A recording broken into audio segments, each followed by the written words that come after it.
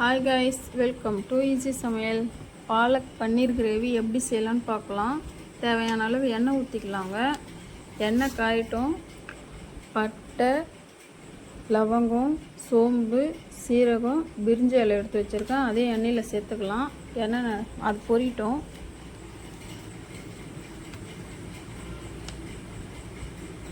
ரெண்டு பெரிய வெங்காயத்தை பொடிசாக கட் பண்ணி வச்சுக்கிறேன். அதையும் எண்ணெயில் சேர்த்துக்கலாம்.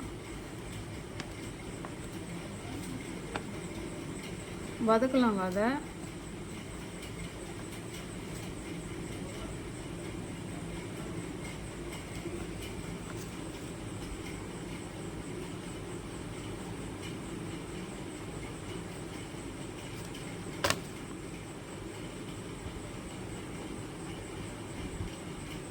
அது வதங்குற அளவுக்கு தேவையான அளவு உப்பு போட்டுக்கலாம்.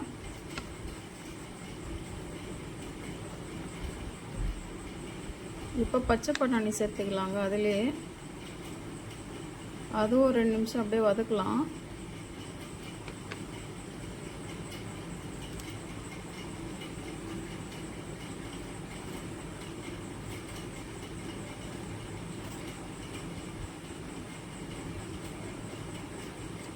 இப்போ ஒரு தக்காளியை கட் பண்ணி வச்சுக்கிறேன். அதையும் இதில் சேர்த்துக்கலாம்.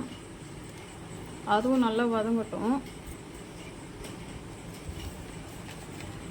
அதுக்குள்ளே நம்ம மஞ்சள், தனியாத்தூள், மிளகாய்த்தூள், கரம் மசாலா, சீரகத்தூள் எல்லாம் எடுத்து வச்சுக்கலாம். தக்காளி நல்லா வதங்கட்டும்.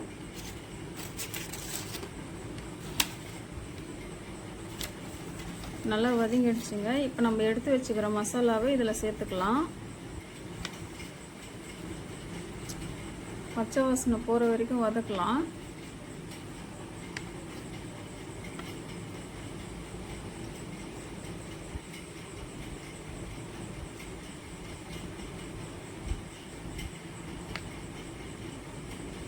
இப்போ நல்லா வதங்கிடுச்சு. 200 கிராம் பன்னீரை பொடிசாக கட் பண்ணி வச்சுருக்கேன். அதையும் இதில் சேர்த்துக்கலாம். நான் பச்சையாக தான் சேர்த்துருக்கேன். இது ஒரு டிஃப்ரெண்ட்டாக இருக்கும், செஞ்சு பாருங்கள். அரை கட்டு பாலக்கீரையை 5 நிமிஷம் வேக வச்சுருக்கேன். அதை மிக்சி ஜாரில் எதுவுமே போடல, அதை மட்டும் அரைச்சி வச்சுருக்கேன். அதையும் சேர்த்துக்கலாம்.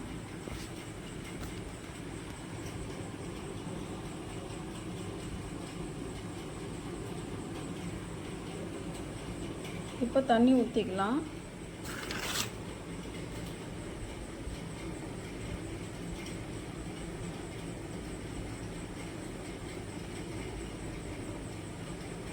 தண்ணி ஊற்றிட்டு எல்லாம் கலரலாங்க.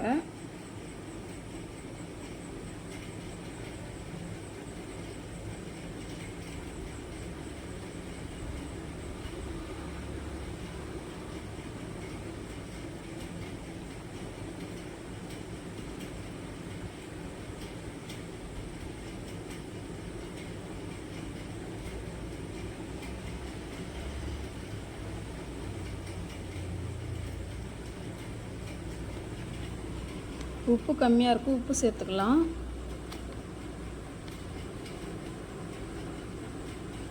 இப்போ கொஞ்சம் தண்ணி ஊற்றிக்கலாம், ரொம்ப கெட்டியாக இருக்குது. இப்போ உப்பு காரம்லாம் டெஸ்ட் பண்ணிவிட்டு ஒரு 5 நிமிஷம் அப்படியே சுண்டுட்டோம்.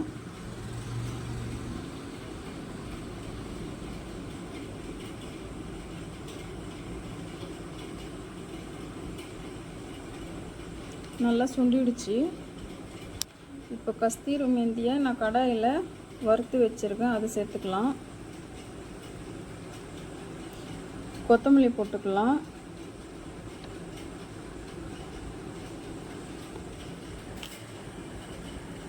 கொஞ்சோண்டு வெண்ணெய் சேர்த்துக்கலாம்.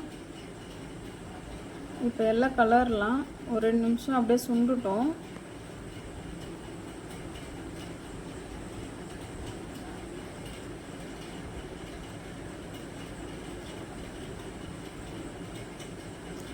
பாலக் பன்னீர் கிரேவி ரெடி. எப்படி இருக்குதுன்னு செஞ்சு பார்த்துட்டு கமெண்ட் பாக்ஸில் கமெண்ட் பண்ணுங்கள்.